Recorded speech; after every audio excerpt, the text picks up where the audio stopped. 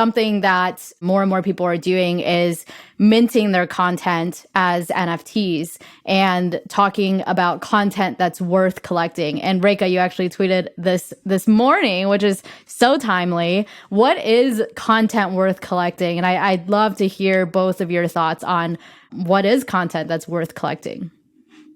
Go ahead, okay, Reka. I'll answer first since I tweeted this. I didn't get any satisfactory answers, to be fair, although I do have limited reach on Twitter, but I didn't get like very spicy answers I thought I would. LDF, looking at you, why didn't you answer a spicy thing? I'm waiting to hear your thoughts. Anyway, my thoughts. I made up my mind that I think what I would collect, it's either something that relates to supporting a friend. I think that's the majority of what I've been collecting so far. It's just supporting someone else's initiative that I really like. Maybe I didn't even read it, but I did collect because I support. And also the experience. There's something that makes me remember of the full experience. Something that's really beautiful, like a piece of video maybe, or, audio. All these other coded NFTs and everything that can be beautiful. And the third thing is the further utility, which I actually think I got as an answer. And I also think that's the same. Something that will give me something like a Rehash NFT of voting power, something that will let me choose something later, enter a group, go to an event, give me a discount later, allow me to watch the season, if anything. So I think we have to think about this similarly then. I was a person in my teenage years when I went to a concert, I kept the ticket forever. Like I had to throw it out eventually because it was a lot. But you're keeping that because it's an experience. It's a memory. It's ugly. It's dirty. Ew. Gross. But it is a memory. It's an experience. You're collecting it. Same with the magnet from a vacation. That's prettier, useless, but it's a memory and combines the first two. And then the third thing could be, as an example, is me collecting it, and the further utility is that I can only watch the second season of the series if I've downloaded the first season, so that I'm completing the season of the story consecutively instead of just like jumping in and third season and like I don't even know who is what in this character. Why are they in this job? Like it has a progression, and this is something that I would collect. I don't see the point in collecting just to make on-chain data for myself. Since we don't have that good remix tools yet, maybe that's not very valuable. But all the other things, if it has a speck of promise of utility or it makes me evoke an emotion with experience or beauty, I'm in. I love that. What a great answer. Okay, LDF. Pressure's on. How do you beat that? I'm not going to beat it. I'm going to build on top of it because I completely agree. Number one, like basically anything that I collect right now is to show support for the person who created the content, because the reasons that you mentioned, in addition to the fact that I don't feel like we've built enough really amazing native experiences that require those on-chain actions, right? So I actually think, to your point, Reka, about the immediacy of knowing what you needed to have done in order to get something else is something we need to like be building a muscle for, right? Which is like, I think the whole mirror, like subscribe and have access to something immediately. I think Adam Levy is actually doing this really well right now.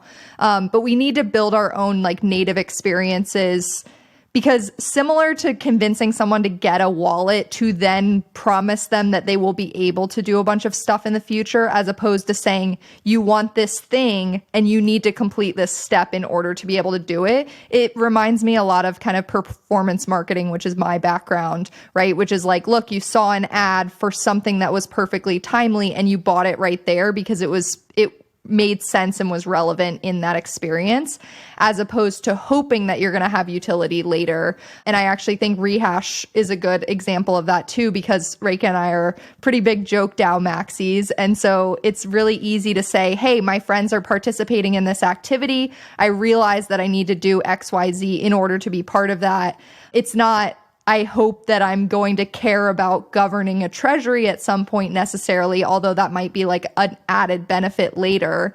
But that's why it seems silly, but we keep coming back to like wanting merch or wanting to get into an event. Like having more activations and more moments in time that people want to get into so that they even want to acquire the key that got them in the first place needs to be a much shorter time frame, which is funny because right now, like, we have a lot of NFT mints that have been that moment, right? That was the thing that everyone did at the same time. We saw it with these open editions recently, you know, like building up the hype, having the moment that everyone actually has an activity to do. But we need activities beyond just getting and acquiring that, because it still does take an extra step. To your point, like, I've read a lot of mirror articles that I haven't collected, either because that wasn't a feature when I did it, or because it's just an additional step and now I need to worry about what, am I on the right network and how much does it cost? And honestly, the experience of collecting is very different than the experience of buying. And sitting and looking at my wallet and having my very meaningful NFTs that are representative of my friendships and my support, that's different than an asset that I'm looking at that I might sell for a premium, or my art. And so I'm really looking to creators to create more of those experiences where NFTs are kind of just like sitting underneath the surfaces, or we are passively collecting this information about ourselves. Like Diana, even just getting a proof of a credential of being on this podcast before. I don't go stare at that accomplishment all the time, but to know that I can present that about myself when I connect my wallet is something that means a lot to me and is a very different experience than just having kind of like a trophy case to look at, which is what we have with like OpenSea, which I don't go spend a lot of time just staring at all day. I think an interesting thing that both of you hit on is you really emphasize that utility piece of why you would collect a piece of content.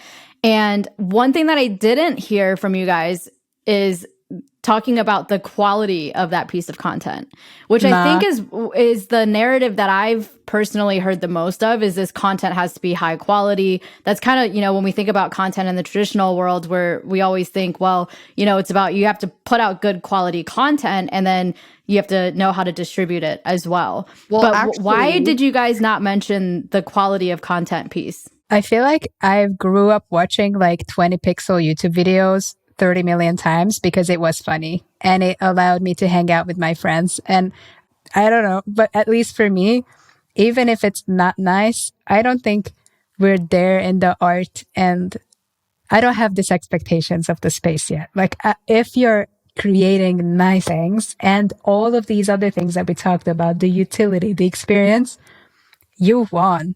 And I don't think anybody does that. Like, I don't have the expectation that it's actually pretty.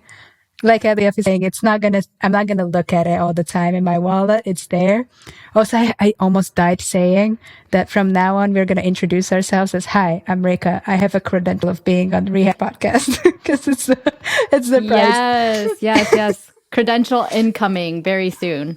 Oh yeah. It's so funny. Sorry, I think that's the reason. Think, to your point, which is actually a little bit different for me, I feel like we're separating these two things of enjoying a piece of content. Like, what we're talking about is the experience of interacting with content, right? And so I don't really think right now we don't need to collect a podcast NFT in order to be able to watch that episode. That's more akin to a view than it is to a like or saving it to your favorite videos or something like that. And so I think we're like separating those two things in the same way that you can only, I don't know, collect an NFT piece of art to have it displayed in your digital space that you own. It's not really about ownership with content, because the expectation is that way more people are going to get to enjoy it than are going to be collectors of it.